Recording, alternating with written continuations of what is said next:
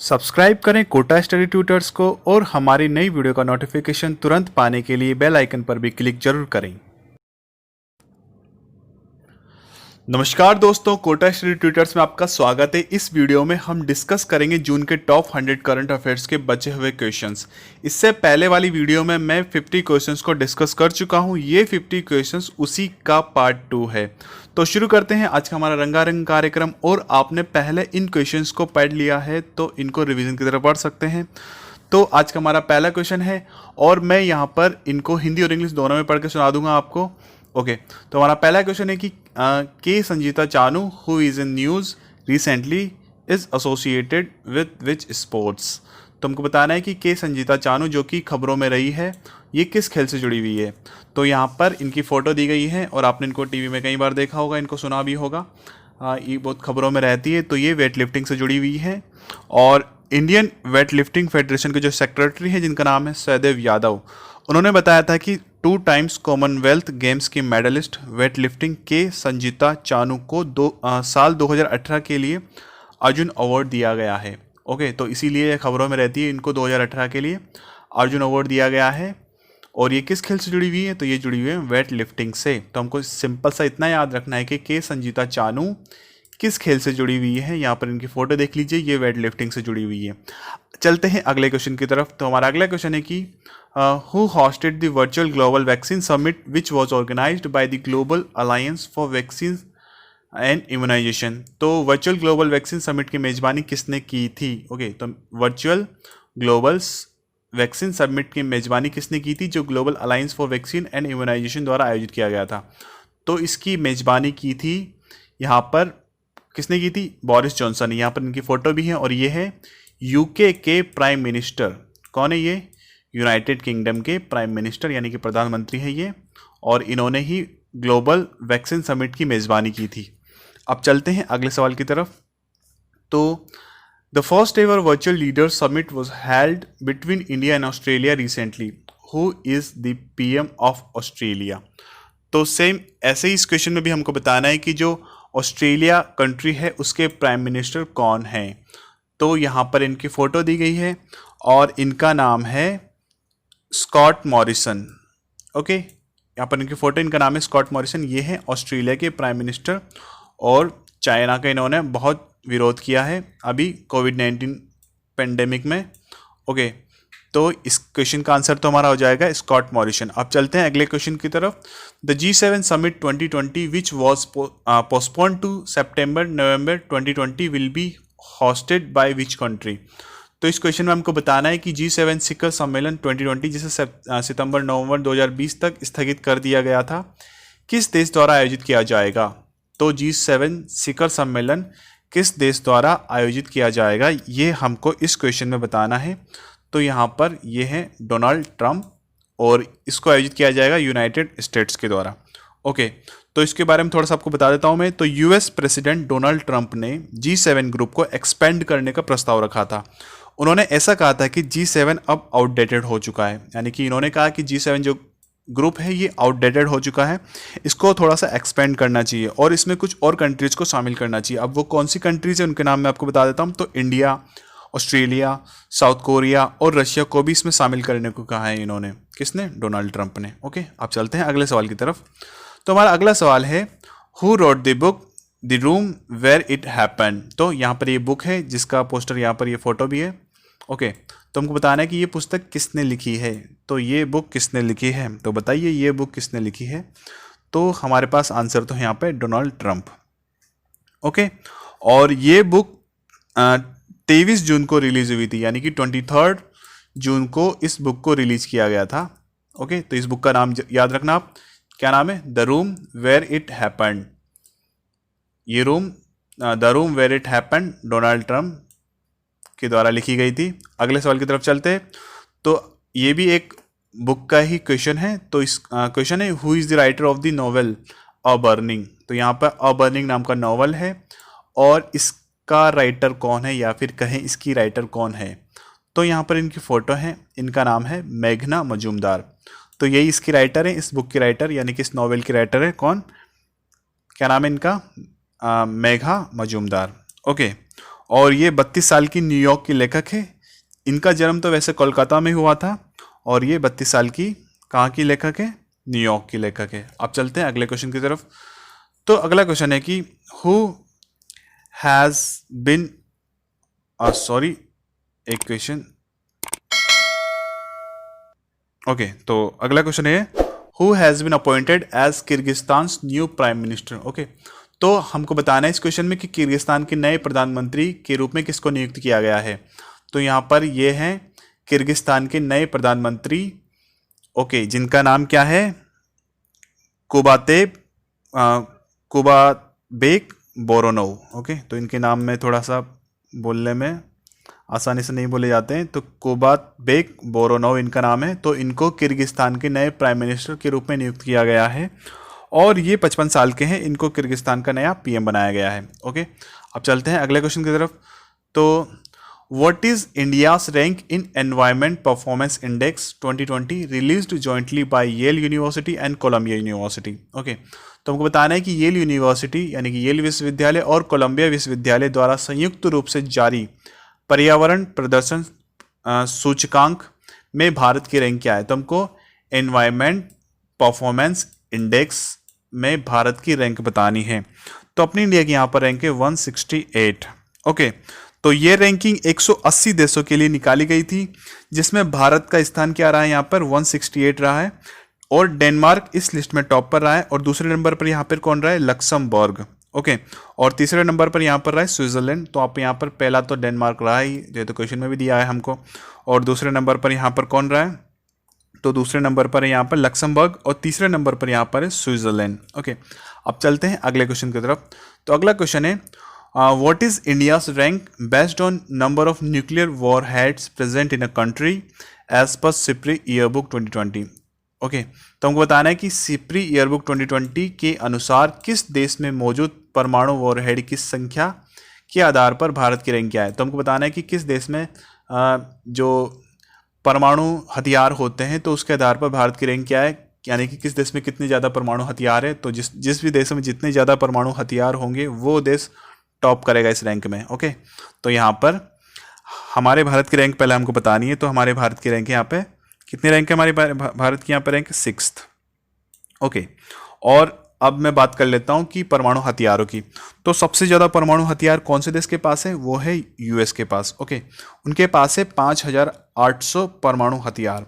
और बात करें यूके की, तो यूके के पास है 215 और हमारे पास, अगर हमारे प्यारे भारत की बात करें तो हमारे पास है 150 परमाणु हथियार और इसी के साथ हमारी रैंक है 6th रैंक। अब चलते हैं अगले क्वेश्चन की तरफ। तो What is India's rank in largest recipient of FDI in 2019 as per World Investment Report 2020 released by UNCTAD? Okay, तो हमको बताना है कि UNCTAD द्वारा जारी विश्व निवेश रिपोर्ट 2020 के अनुसार 2019 में FDI के सबसे बड़े प्राप्तकर्ता यानी कि FDI के सबसे बड़े रेसिपिएंट में भारत की रैंक क्या है। तो बताओ भारत की रैंक क्या हो जाएगी यहाँ पर? तो भारत की यहाँ पर रैंक है 9th रैंक, यानी कि वर्ल्ड इन्वेस्टमेंट रिपोर्ट के अनुसार एफडीआई के यानी कि फॉरेन डायरेक्ट इन्वेस्टमेंट की इंडिया की रैंक क्या है। ओके, तो यहाँ पर हमारी रैंक है 9th और 2019 में 51 बिलियन डॉलर का फॉरेन डायरेक्ट इन्वेस्टमेंट हुआ था इंडिया में और इसी के साथ हमारी रैंकिंग क्या रही थी? 9th। तो हमको 2019 में 51 बिलियन डॉलर का फॉरेन डायरेक्ट इन्वेस्टमेंट मिला था। अब चलते हैं अगले क्वेश्चन की तरफ। तो what is the rank of India in world justice project rule of law index. Okay, तो हमको बताना है कि world justice project rule of law index में भारत का रैंक क्या है। तो इसमें भारत का रैंक क्या है? यहाँ पर इसमें भारत का रैंक है 69th। ओके, तो इंडिया की रैंक 69 है और यहाँ पर टॉप किसने किया है? टॉप यहाँ पर किया है वापस, पहले इससे पहले भी एक क्वेश्चन में डेनमार्क ने टॉप किया था, तो इसमें भी डेनमार्क ने टॉप किया है। दूसरे नंबर पर यहाँ पर है नॉर्वे और तीसरे नंबर पर यहाँ पर है फिनलैंड। ओके, तो इसी के साथ world justice project rule of law index में भारत की रैंक क्या है? 69th है। अब हम चलते हैं अगले सवाल की तरफ। तो what is India's rank in largest economic countries list based the purchasing power parity for 2017 as per world bank ICP। Okay, तो विश्व बैंक के ICP के अनुसार 2017 के लिए क्रय शक्ति समानता यानी कि परचेसिंग पावर पैरिटी के आधार पर सबसे बड़ी अर्थव्यवस्था वाले देशों की सूची में भारत की रैंक क्या है यहाँ पर। तो हमको सिंपल सा हमारी जीडीपी की रैंकिंग बतानी है परचेसिंग पावर पैरिटी के अकॉर्डिंग। ओके, तो हमारा यहाँ पर जो रैंक है परचेसिंग पावर पैरिटी के अकॉर्डिंग वो है 3rd रैंक। ओके, तो कौन सी रैंक है हमारी? 3rd rank. तो इंडिया की 3rd लार्जेस्ट इकोनॉमी है परचेसिंग पावर पैरिटी के मामले में। यहाँ पर टॉप कौन करता है? चाइना। और दूसरे नंबर पर यहाँ पर कौन है? अमेरिका। ओके, अब चलते हैं अगले क्वेश्चन की तरफ। तो Saudi Arabia's public investment fund has bought how many % stake in Jio platform for ₹11,367 crore recently. Okay, तो सऊदी अरब के सार्वजनिक निवेश कोष ने हाल ही में 11,367 करोड़ रुपए में जियो प्लेटफॉर्मों में कितने प्रतिशत की हिस्सेदारी खरीदी है? तो यहाँ पर जियो प्लेटफॉर्मों में कितने प्रतिशत की हिस्सेदारी खरीदी है? सऊदी अरेबिया की जो एक सरकारी कंपनी है उसने यहाँ पर खरीदी है 2.32% की हिस्सेदारी। ओके, तो यही था इस क्वेश्चन में। अगले क्वेश्चन को चलते हैं। तो अगला क्वेश्चन है कि Shripad Naik has inaugurated 2-day defence conclave 2020 in which state. तो श्रीपद नायक ने किस राज्य में 2 दिवसीय रक्षा कॉन्क्लेव 2020 का उद्घाटन किया है? तो बताओ कौन से राज्य में उद्घाटन किया है इन्होंने? तो यहाँ पर इन्होंने उद्घाटन किया है गुजरात में। ओके, अगले सवाल की तरफ चलते हैं। तो find the first private company which has sent astronauts into the space.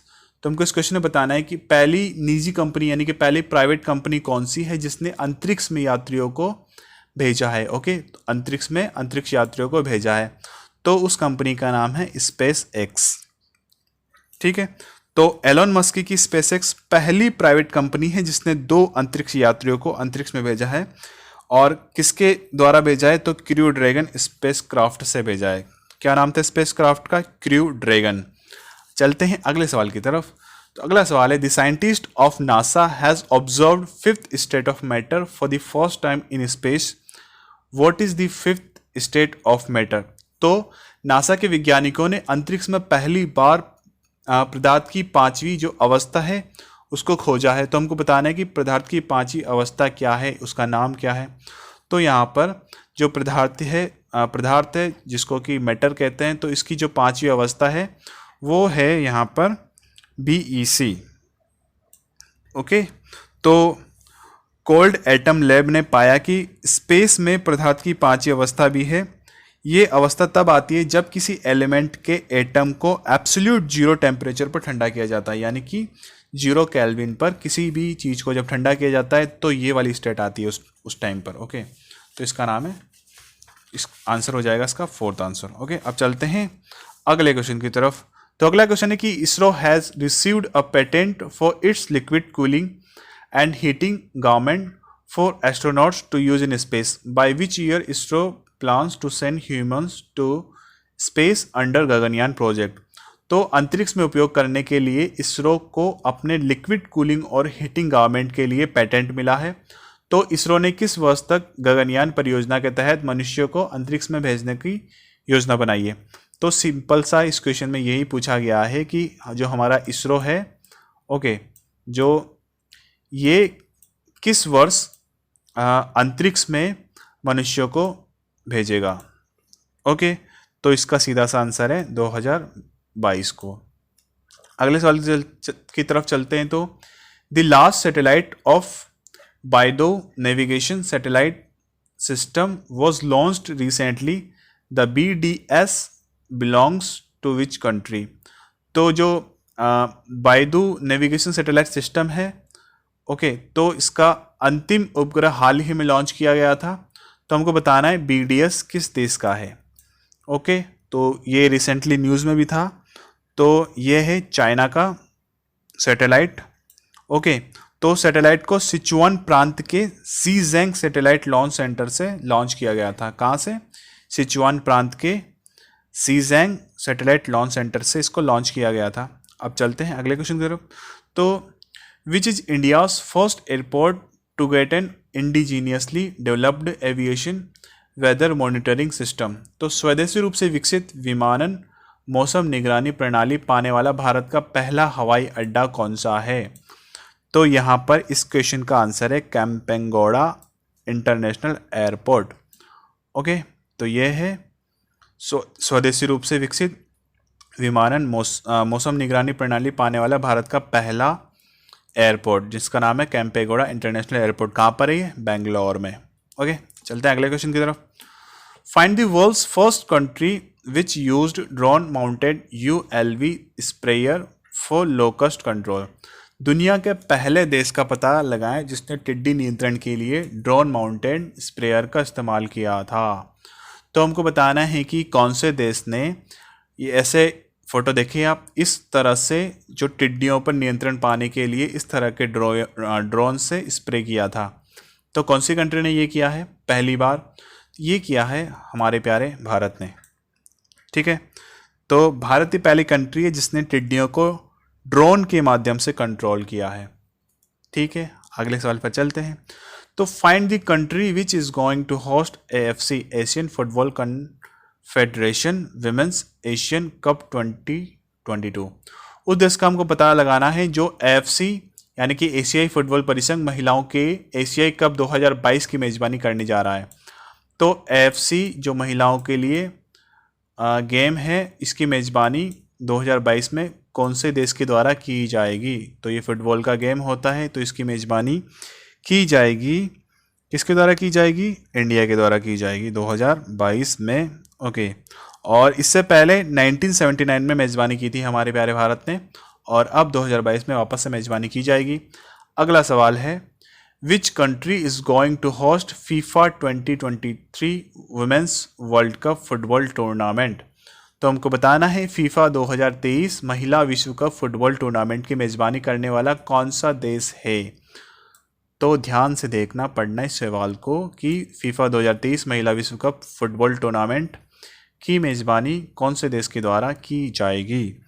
तो इसका सीधा सा सिंपल सा यहाँ पर आंसर हो जाएगा बोथ 1 और 2, यानी कि ऑस्ट्रेलिया और न्यूजीलैंड दोनों के द्वारा इसकी मेज़बानी की जाएगी। अगला सवाल, who became the first Indian to participate in USD 1,50,000 Chessable master tournament. Okay, तो $1,50,000 की बात चल रही है यहाँ पे। तो $1,50,000 भारतीय शतरंज मास्टर टूर्नामेंट में भाग लेने वाले पहले भारतीय कौन है? तो ये चेस गेम है। इस टूर्नामेंट में भाग लेने वाले पहले भारतीय जिनका नाम है यहाँ पर P हरिकृष्णा।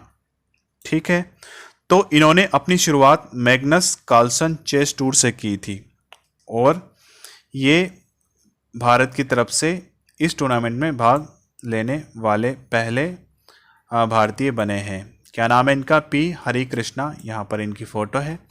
अगले सवाल की तरफ चलते हैं। Who authored the book titled Klara and the सन।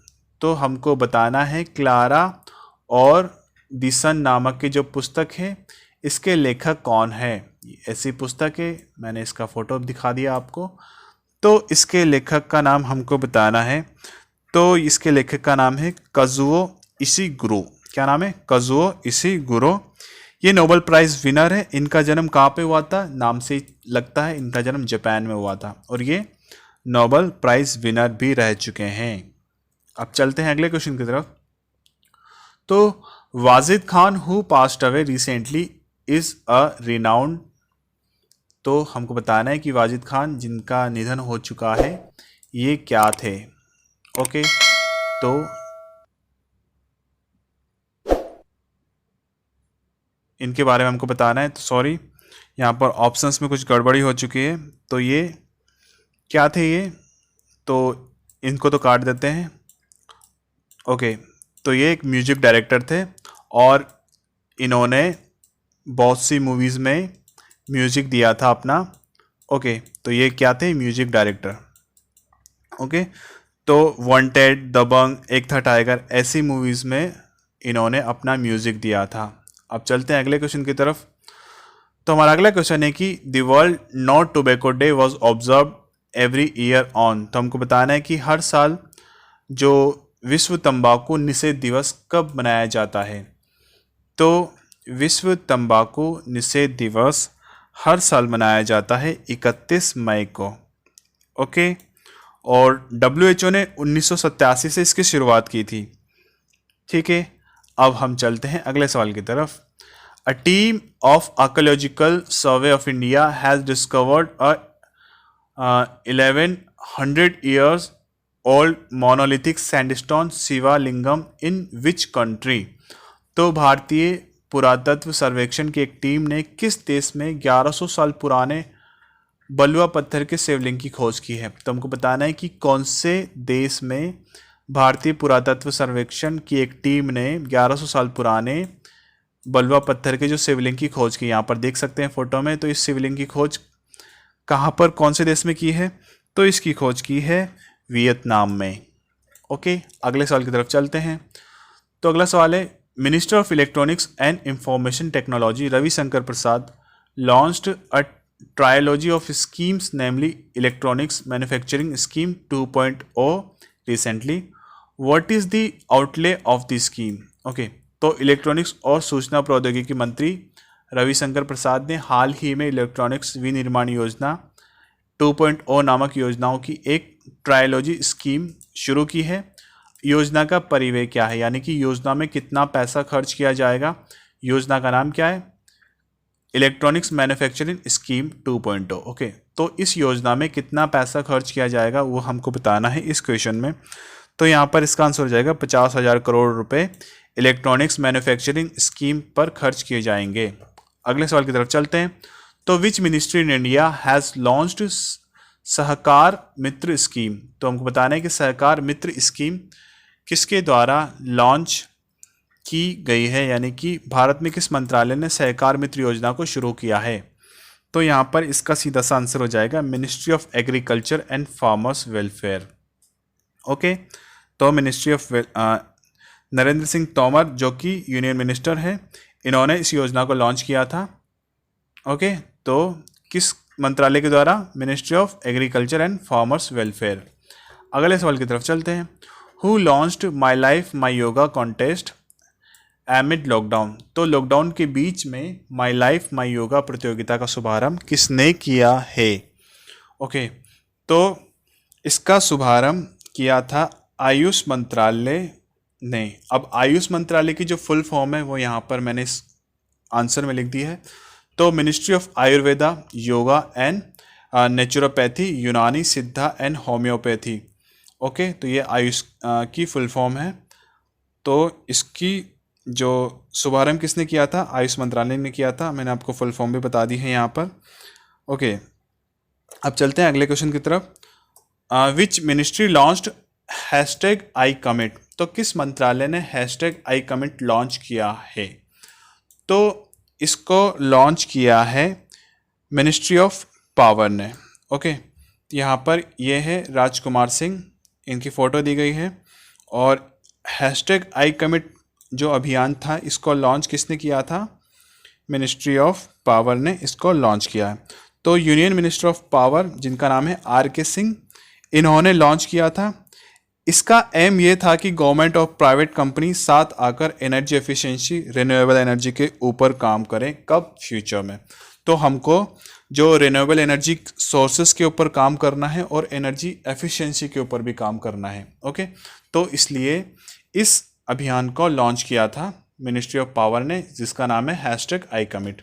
अगले सवाल की तरफ चलते हैं। तो Indian air force inducts indigenous Arpit, what does Arpit stand for? तो हमको यहाँ पर जो वायुसेना ने एक स्वदेशी अर्पित को शामिल किया है, तो अर्पित का संक्षिप्त नाम क्या है वो हमको इसमें बताना है। तो इसका नाम है airborne rescue pod for isolated transportation. ठीक है, तो आत्मनिर्भर भारत के तहत इसको बनाया गया है। इसमें इस पोड में यहाँ पर देख सकते हैं फोटो में, ये जो पोड है, तो इस पोड में पेशेंट को रखा जाएगा जिससे कि वो बाकी लोगों से आइसोलेटेड रहे। ओके, अगले सवाल की तरफ चलते हैं। तो ministry of road transport and highways has mandated strip of green colour for which vehicle?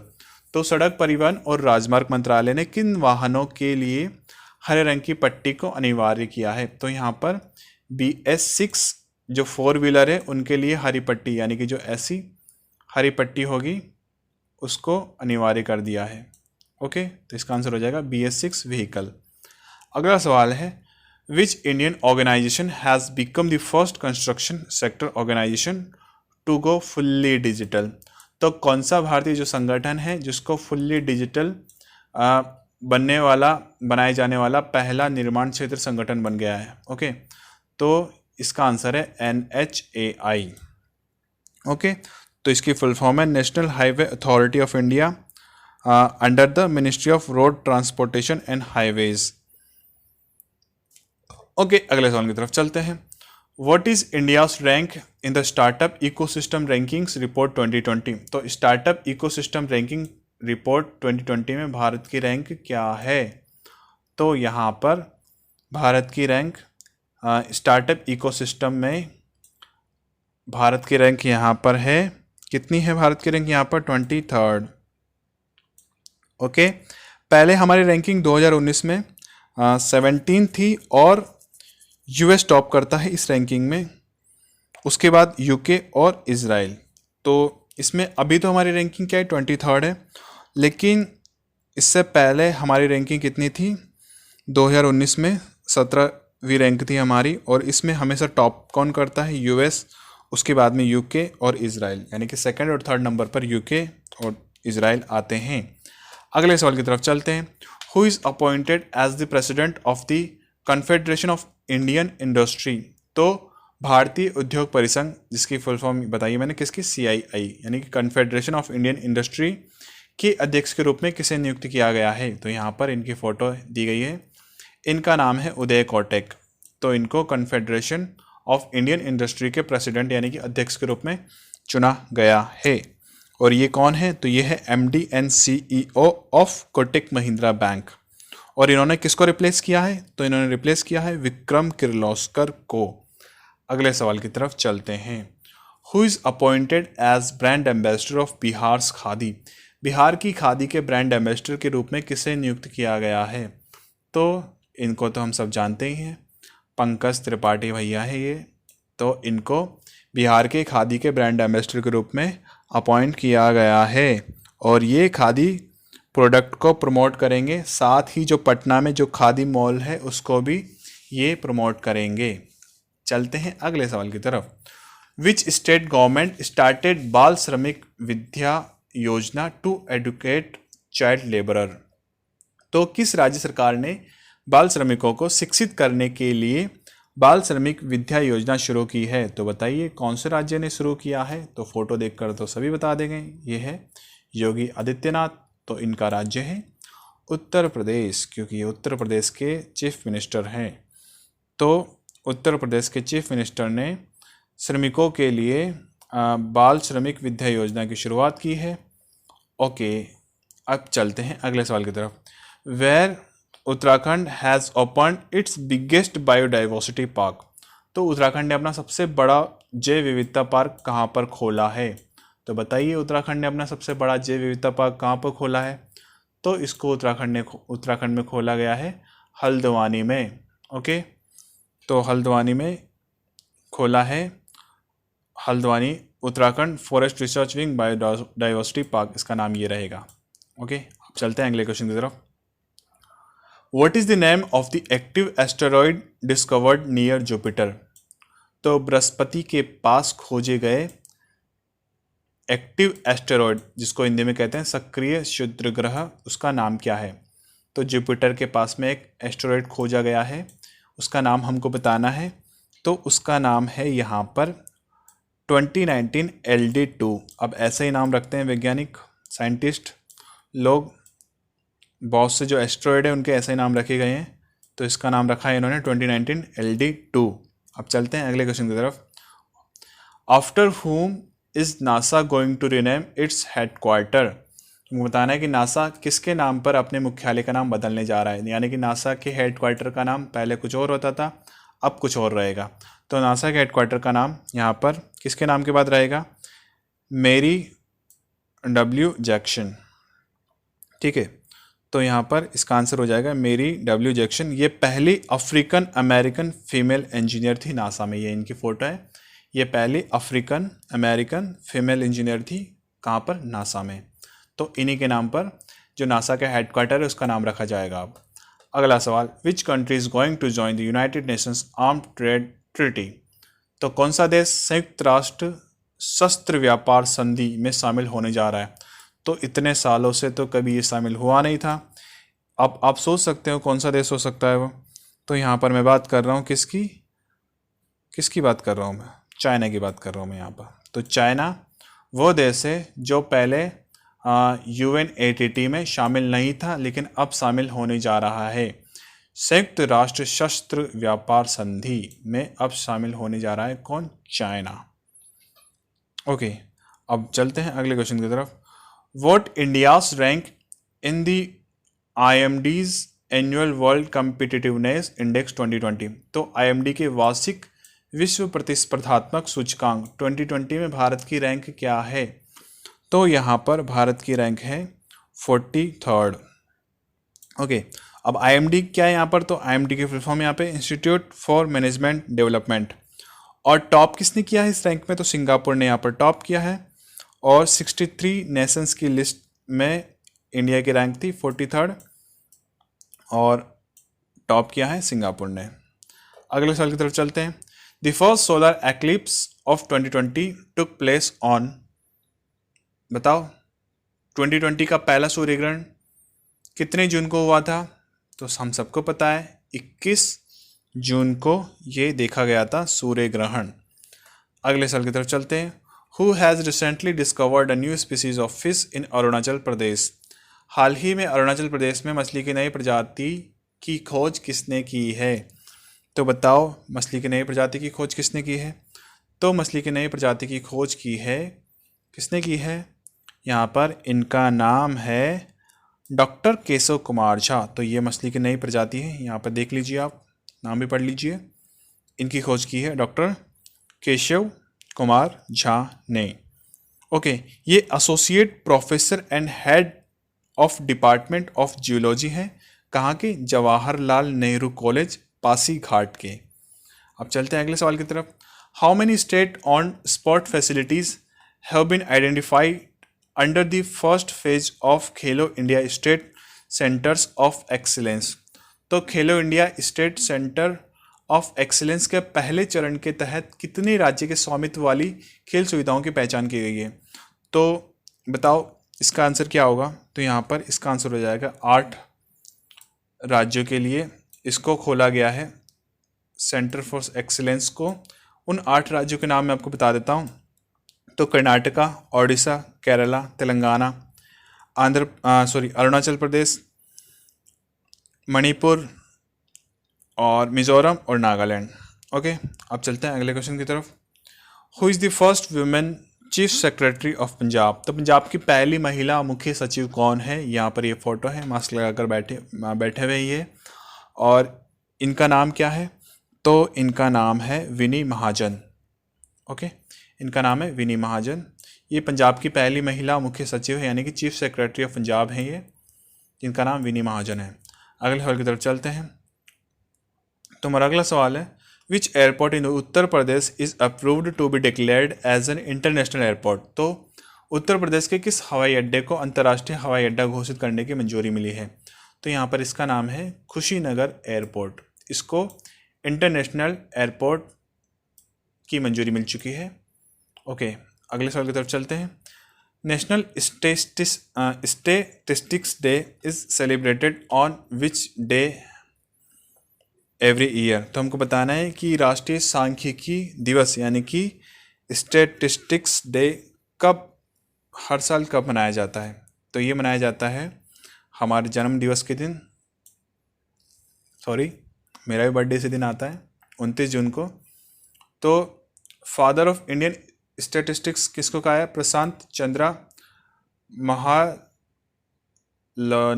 Mahalanobis. Okay, तो इनका बर्थडे 29 जून को आता है, इसीलिए जो राष्ट्रीय सांख्यिकी दिवस है इसी दिन मनाया जाता है। अगला सवाल। Okay, India and which country sign the first joint venture hydro electric project on 29 June 2020। Bharat और किस देश ने 29 जून 2020 को पहली संयुक्त उद्यम पनबिजली परियोजना पर हस्ताक्षर किए हैं? तो यहाँ पर फोटो देख लीजिए, तो इसका आंसर हो जाएगा भूटान। तो भूटान ने हाइड्रो इलेक्ट्रिक प्रोजेक्ट के लिए साइन किए हैं इंडिया के साथ। ओके, तो ये था हमारा आज का वीडियो। तो जून महीने के पूरे 100 टॉप करंट अफेयर्स हो चुके हैं और अब मैं जुलाई महीने के वीकली करंट अफेयर लेकर आ जाऊंगा आपके सामने। तो कुछ ही दिनों में वो भी मिल जाएगा आपको।